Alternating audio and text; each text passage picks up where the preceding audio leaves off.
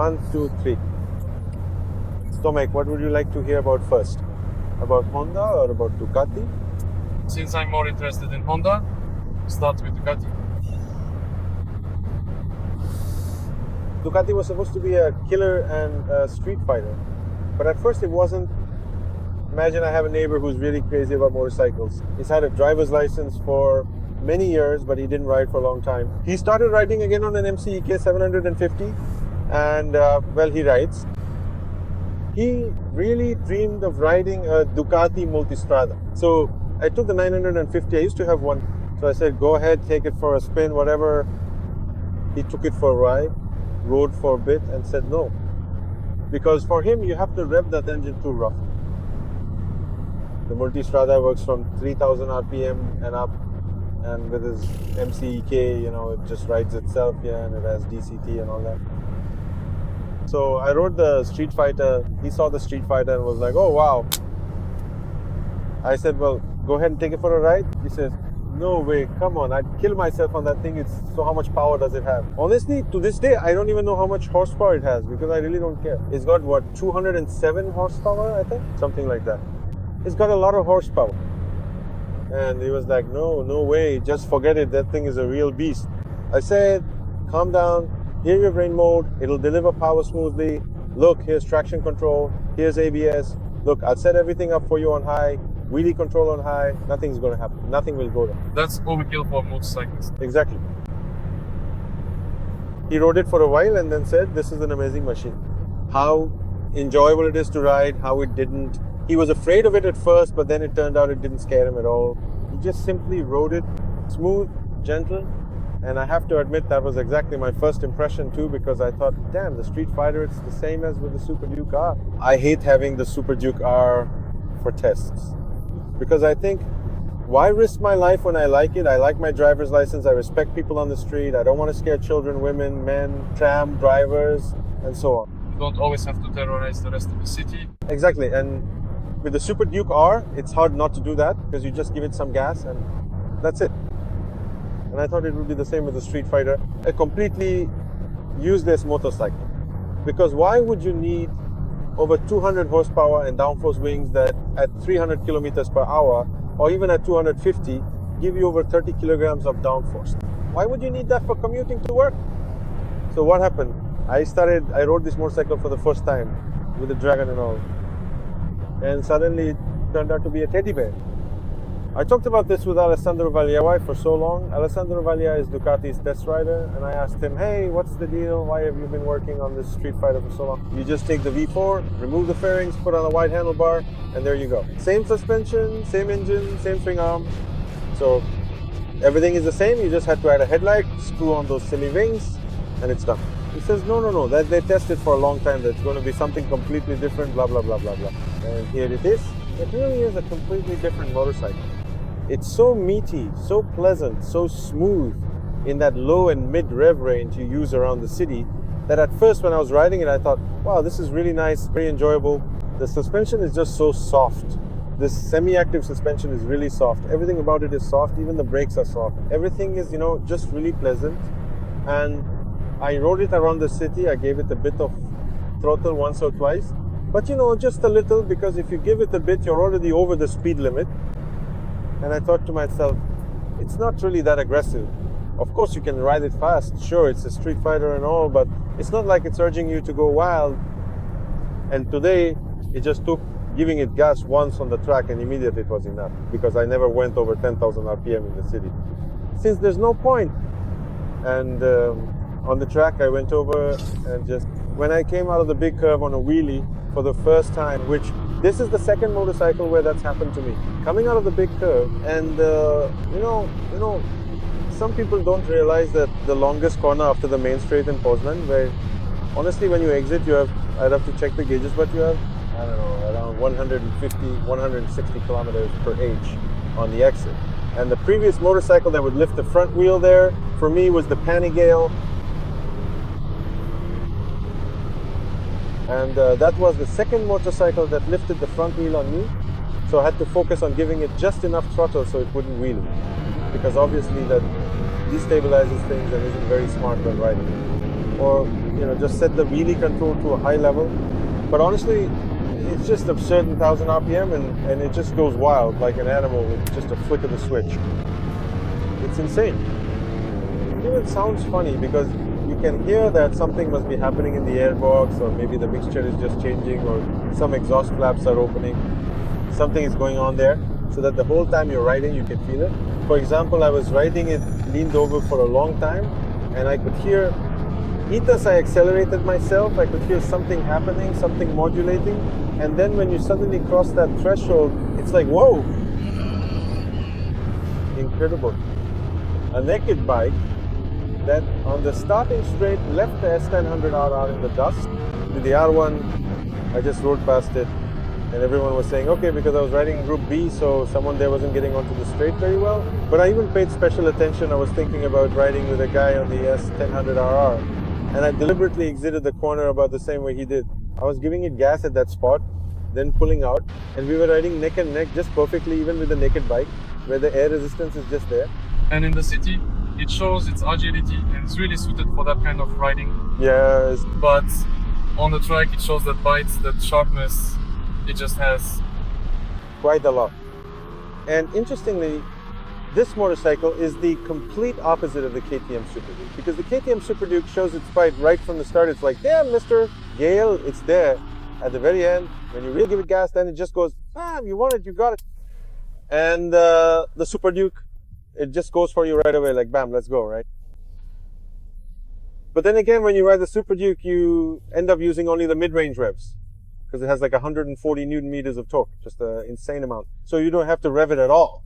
So when you do rev it, you don't get that, you get that initial hit, like, whoa! And then you don't get that feeling anymore, like the power kicks in and whoa and more. But here it's like, oh, nice, nice, nice, bam.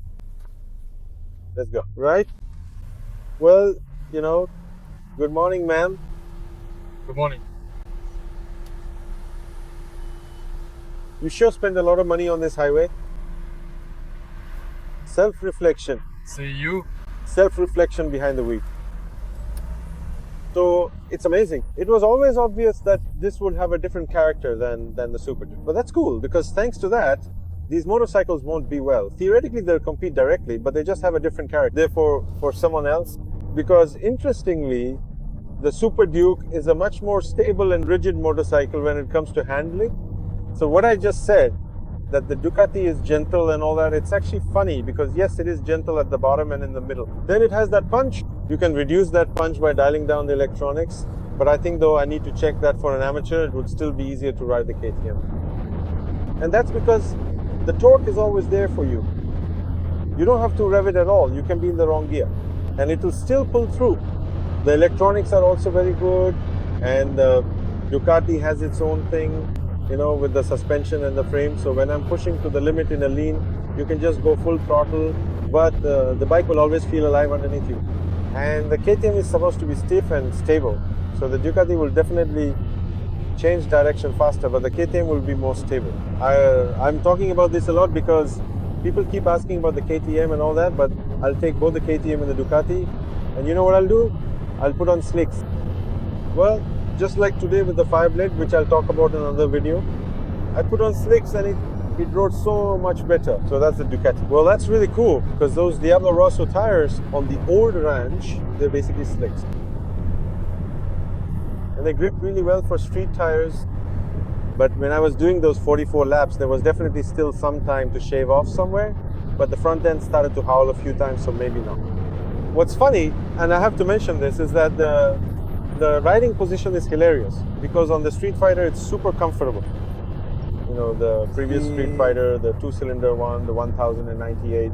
It was incredibly stiff. Oh Jesus, riding it at all, Have you ridden it? I don't want to anymore. It's hot everywhere, stiff, pretty dense. Yeah, exactly. And you have to ride really fast just to be able to ride it at all. But this one is so comfortable. The handlebars are high and the foot pegs are set pretty low. At first I was scraping my boots a bit, but then I adjusted the suspension so it would sag less in the back, and it got better. But honestly, I feel like I'm really holding onto a bull by the horns. Let's go. Seriously, it's super comfortable, right? On this motorcycle. So when we have the Super Duke and this one, we'll put on slicks. because with these bikes, well, I did a 44 today on the Streetfighter, and I bet my head that if I really focused, I should have tweaked the suspension even more, cranked it up a bit, but there was still some margin left. So I truly think you could comfortably go for a 39, right? Pretty good for a naked? For a naked with wings, just riding, simply riding. And a good looking bike. Very... And quiet, because the Fireblade is too loud for Poznan, but the Streetfighter is quiet enough. I wonder what would happen if you put an exhaust on it, because with this exhaust I have, I think we end up with 226 or 224 horsepower. Sorry, I don't know exactly how much horsepower it has, but honestly, I don't care what's under the throttle or how it works. What matters is how it rides. And as for the numbers, I don't know, everyone can say whatever they want. And I just don't want to. What an amazing machine. Mariusz really wants a beast like this. Yeah, it's nice. Because it is nice. He likes nice things, but after he rode it around the city, he said, damn, it's really fun to ride this. So there must be something to it, and that's why it took so long. Because it wasn't just a matter of putting in an engine and taking off the top and it works now. They really tinkered with it. This is a motorcycle made for the city. A motorcycle for the city. So the option of riding really, really, really fast on the track with wings. But the wind protection is perfect. If I didn't have this new helmet, because it's pretty sturdy, but I think it's tight on me, probably because it's new then, it would have been, well, my head was still getting tossed around a lot. But it'll manage. Yeah. A lightweight helmet for this motorcycle. A lightweight aerodynamic helmet. Really? Because you really need a well-fitted lightweight aerodynamic helmet. Otherwise, you just won't know where you're going. You'll get caught in the vibrations and won't know where you're headed, right? And I suspect that this motorcycle won't be able to go 300 kilometers per hour. Why not? Because it'll wheelie. What do you mean wheelie? Yeah, a wheelie. Not as easy as on the KTM. You have to manage the torque, but if you set up a general throttle response, it'll definitely be better and there won't be a problem. Today, even on the straight, I was sitting there waiting to see if, and coming onto the straight in third gear, I gave it a twist and it just went. Then fourth gear, another twist, and it kept going. It really takes off from there. So yeah, it is possible somehow. I haven't done a lot of wheelies on it, but I did a few, just to go slower. I mean, without picking up speed, just a regular chill wheelie. What's interesting, and I have to mention this, is the connection between the throttle and the engine. All day long on this Streetfighter, I get the feeling that the computer is managing the injection and the engine more than I am. Especially like, I twist the throttle and I'm like, yeah, I'd like to accelerate now. And it's like, okay, hold on, maybe now. And then, okay, now you can go. But what's strange is that it wasn't a feeling I didn't like. It was actually a feeling that gave me a sense of security. Later, I used the traction control. I also think that could have played a role because I was lowering its level of intervention. But it was like, I felt, damn, this is really amazing that it's the electronics doing everything here, but it wasn't like, oh, I'm not having fun when I twist the throttle. I still felt, okay, it's great, but damn, in this motorcycle, there's really this feeling that, damn, the brain here is the computer and you're just the professional brain. It's not you riding it anymore, it's its brain. You just have to tell it how... You're the gray eminence. You're the gray eminence. You're the one, damn, whispering advice on its shoulder. Hey, ride like this, or just ride like that. Streetfighter, cool bike. Well, it's cheap. Like all Ducati and shitty. Oh no, I can say that. Damn Ducati. Well, there's a reason they're so expensive. There's a reason they cost so much, because they can do so much. Some things, as they say, don't pay off, but they are worth it. This is it, and this is Fireblade. Hi. In another video, you'll see the Fireblade, and on the right side, there's also a Fireblade. It's a pity we don't have that kind of gap. It's good, because for now, the bells won't kill us, but we could talk to them now. There's a Fireblade behind you. Behind me is the Streetfighter. Hi.